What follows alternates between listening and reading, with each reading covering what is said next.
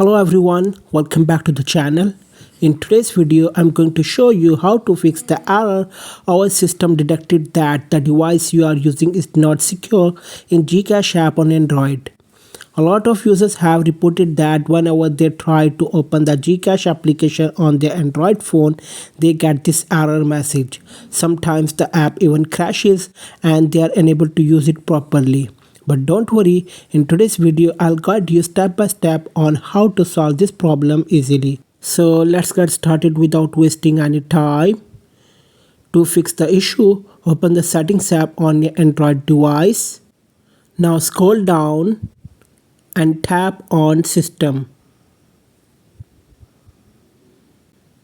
Now find and select developer options. Here, simply turn off use developer options. Once done, go back to your home screen and open the GCash app again.